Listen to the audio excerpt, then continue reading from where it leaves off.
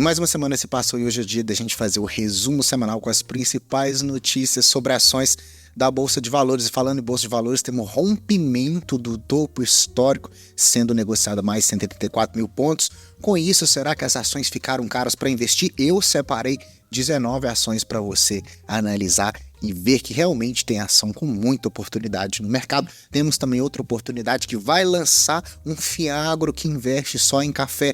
Brasil, grande exportador de café, você vai gostar dessa informação. E o fundo imobiliário que tem pago aí 13% de dividend yield, fundo esse que vem investindo em energia limpa, tá, pessoal? E os resultados fracos da Pets? O que a gente vai fazer com a Pets na carteira de investimento? Você vai entender aqui se é oportunidade ou se é uma cilada você ter essa empresa aí trabalhando a sua rentabilidade. Aqui você está no canal do Investidor Classe Média. Bora pro vídeo. O Ibovespa apresenta um topo histórico de rentabilidade com 134 mil pontos, 15% de rentabilidade no acumulado do ano. A gente vê essa volatilidade acrescida dessa rentabilidade que deixa muito feliz. É o maior patamar de fechamento do ano, que só se remeteu aos 134.185 pontos em 28 de dezembro de 2023, que por sinal foi o último pregão do ano passado. Mas se a sua carteira de investimento não está conforme o Ibovespa, não se preocupe, porque apesar dessa grande alta, isso foi apenas uma correção do mercado de baixa que viemos até então nesses primeiros 8 meses do ano de 2024. Então a gente pode perceber aqui que o ano começou sendo negociado em média 133, 134, tivemos quedas constantes e essa alta aí serviu somente para corrigir o nosso ano, por isso que você não vai ver grandes mudanças na sua carteira. E essa alta do Ibovespa é justificado sim pelo que acontece no mercado exterior. O dinheiro do gringo realmente faz preço aqui no Brasil. Lá, dados da inflação com melhores patamares do que o esperado animou muitos investidores. A inflação lá batendo 2,5% no acumulado do ano.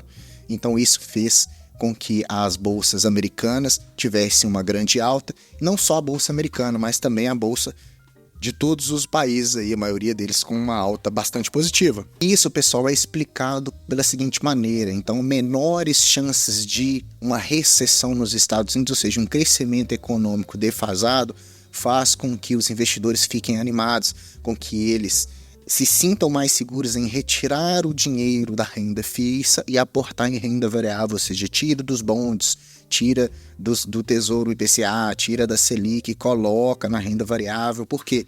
Ora, agora você não precisa se proteger tanto porque os dados econômicos estão mais projetivos para uma melhora. Então isso torna o apetite e o risco do investidor um pouco mais exacerbado. A gente pode perceber o fluxo de capital estrangeiro entrando na nossa bolsa de valores aqui, pelo fluxo estrangeiro marcado por esse gráfico que antes estava decrescente. Agora a gente vê esse movimento ao contrário, as pessoas, os investidores estrangeiros estão comprando bolsa brasileira. A gente pode perceber que no dia 13 de agosto agora a gente teve 1 bilhão e 200 milhões de dólares em entrada apenas nesse dia, mas assim, nos outros dias para trás também a gente teve essa entrada de dinheiro gringo aqui, contrário ao reflexo que tivemos em junho, em julho, em maio, em abril, que a bolsa estava ali praticamente derretendo. Isso também remete ao que os economistas já têm certeza do que os juros vão cair nos Estados Unidos.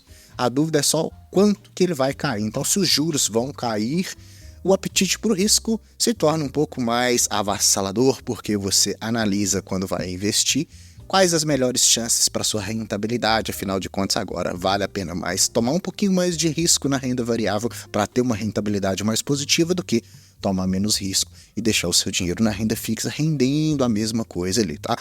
É o dado bem comportado da inflação de junho que animou os investidores. Então esses dados de melhores chances econômicas vêm jogando mais dinheiro tanto na nossa bolsa aqui quanto nas bolsas do resto do mundo. Então, iniciando essa política de corte de juros faz com que a renda variável se torne mais interessante, assimilar o que a gente tem por aqui, tá? Com a expectativa da queda da taxa Selic, que era no início do ano, mas agora já é outros 500. Tem muito chão para rolar sobre essa taxa Selic no resto do ano, ainda mais com Galípolo entrando agora na presidência do Banco Central. Então a gente tem que Nos dados históricos, né, quando a taxa Selic está mais baixa, a renda variável fica mais atrativa, porque afinal de contas, onde você ganha mais? O investidor sempre vai se perguntar onde você tem mais chances de rentabilizar a sua carteira. Outra coisa também que move o mercado positivamente é a confiança do empresário industrial volta a crescer depois de queda. Tá? Esse dado é da avaliação da CNI. O crescimento de junho para agosto foi puxado pelo aumento recente da produção industrial, do emprego na indústria e do faturamento no setor. Então, os empresários na linha industrial estão com melhores números, melhores projeções, melhores dados econômicos e tudo isso movimenta muito dinheiro, movimenta mais investimentos. Movimentando mais investimentos, todo mundo começa ali a fazer o seu pé de meia na renda variável, investindo em ações, fundos imobiliários, fiagros, né, e deixando um pouquinho de lado os títulos de renda fixa mais protetivos. Com isso, a gente tem uma maior negociação da Bolsa de Valores. E será que agora, com 134 mil pontos, isso aí fica mais caro para poder se investir? Será que agora as ações estão sendo precificadas muito mais caro do que estava? Sim, o preço-lucro do Ibovespa ele cresceu um pouquinho, mas ele ainda está num patamar bem baixo. 9,72 é o PL da Bolsa de Valores brasileira, medidas pelo Ibovespa e medido pelo Ocean 14, que é esse site aqui que mostra esses dados pra gente. Então, já esteve muito mais caro as ações da Bolsa de Valores. E com isso, pessoal, aqui para nós, para os inscritos do canal, para quem você que está visitando aqui, eu fiz uma análise bem criteriosa das ações hoje da Bolsa de Valores que estão melhor precificadas, que têm números mais projetivos, que não são ações modinhas, são empresas para você estudar e ver se faz parte da sua tese de investimento. Então eu trouxe essas 19 empresas aqui para você analisar junto comigo e ver que ainda há muita oportunidade na Bolsa de Valores, mesmo com a Ibovespa subindo, porque a gente tende a ficar meio temeroso. Será que agora as ações estão caras, né? Então veja no nosso ranking aqui, o que nós temos nessa tela. A gente tem aqui alguns dados fundamentalistas, né? Algumas análises de indicadores que eu acho muito importante. Dividend yield, preço-lucro, preço sobre o valor patrimonial, margem líquida, o EV/EBITDA, a dívida também da empresa é bem importante, o ROI, quanto que ela retorna para você como investimentos. A gente tem o CAGR de receita, que é crescimento composto anual, tanto de receita quanto de lucros. Liquidez média diária, a gente já sabe que precisa de um valor mais agregado, e aqui eu separei as empresas pelo maior valor de mercado e pelo menor valor de mercado, fiz um filtro básico. O que a gente vai olhar aqui por essas empresas?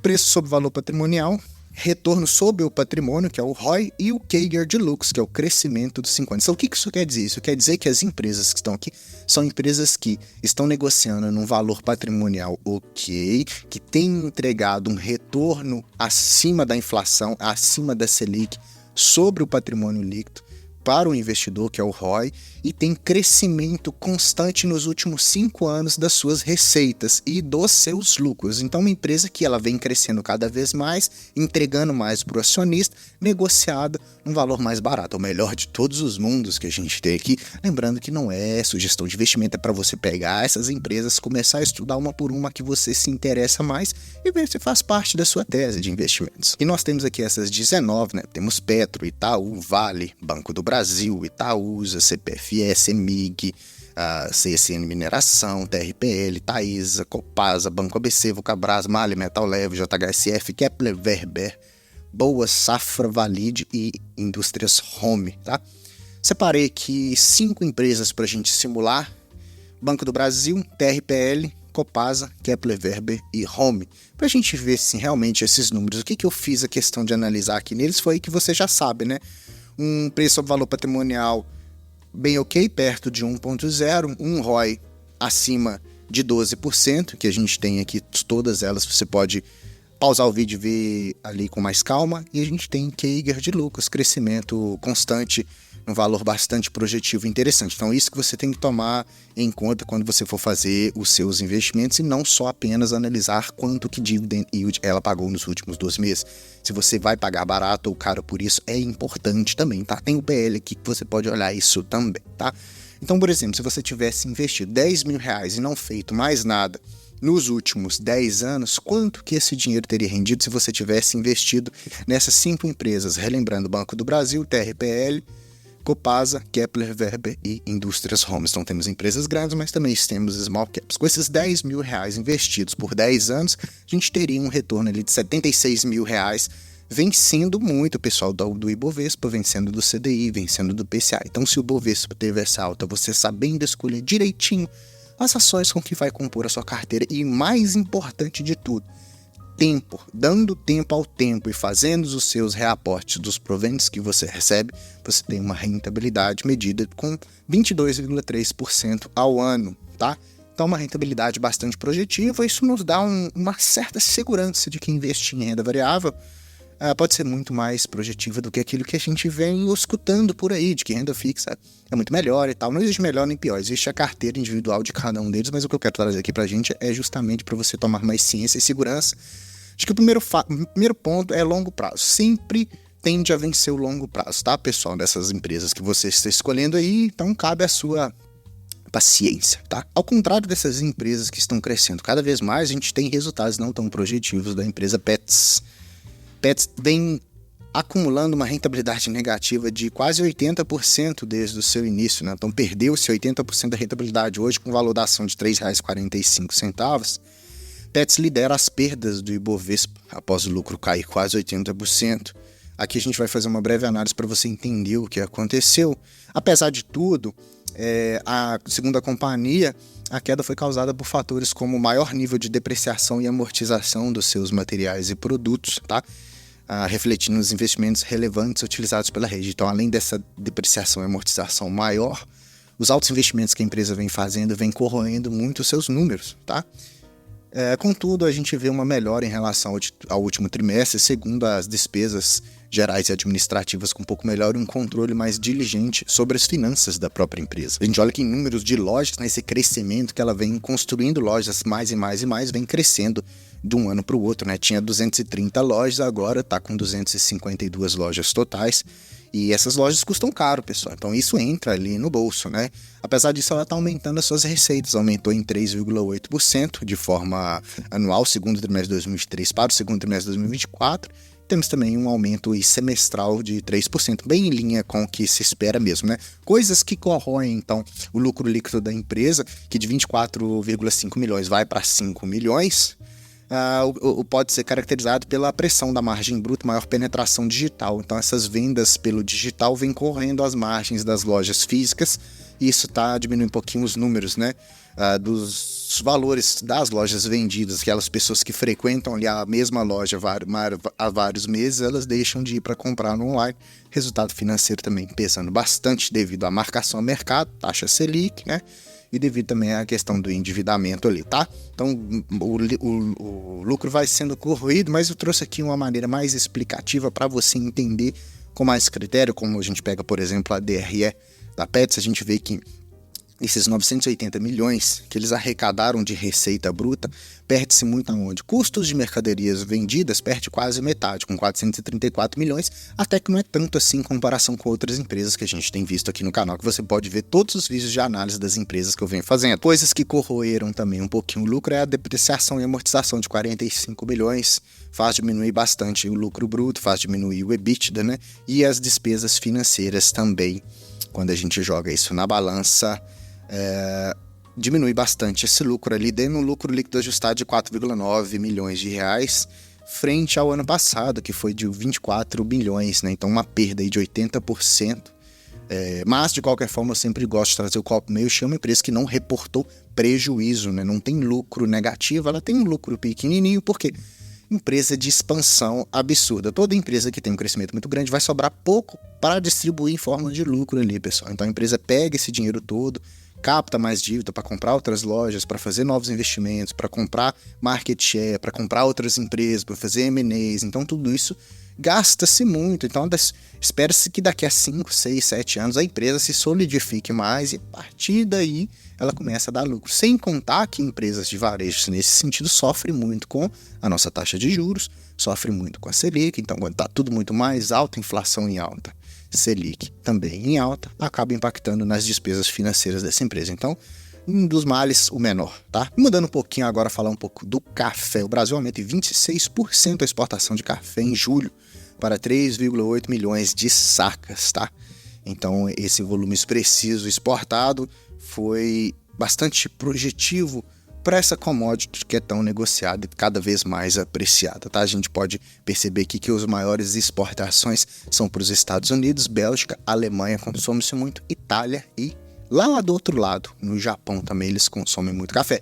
Com isso, a Suno visou, vamos criar um fiagro só para investir no café. E o Café 11 quer ganhar a bolsa, tá? Então, mas isso é um dado projetivo ainda, a gente ainda não sabe a data certa, mas saiba que para você diversificar sua carteira de fundos imobiliários e fiagros, vai ter um fiagro só para investir em café, tá? Falando de fundos imobiliários, a gente tem que falar do IFIX. O IFIX também vem uma certa volatilidade agora, estava numa crescente aí nos primeiros 4 meses do ano, depois vem volatilizando, se é que existe essa palavra, 3.374 pontos, está praticamente do lado para o que era do início do ano. E falando do IFIX Fundos Imobiliários, a gente tem o SNEL 11, que é um fundo imobiliário que vai pagar ali 13,5% em dividend yield. E ele é um fundo imobiliário que investe nas cadeias de energia limpa. Então ele tem tanto os CRIs, que são negociados para essas empresas que tomam esses empréstimos e vão gerar painéis fotovoltaicos, usina eólica, usinas hidrelétricas, mas está mais para o painel solar e mais para a eólica, tá? Então ele tem essa carteira que investe só nesses ativos. Para você ter uma ideia aqui, ele tem um inquilino que chama Matrix, que é da CEMIG, tá? Que ele vem aí, energia gerada pelas usinas será vendida através de comercializadoras, tendo público pessoa física e pequenos negócios, mercado livre de energia, tá?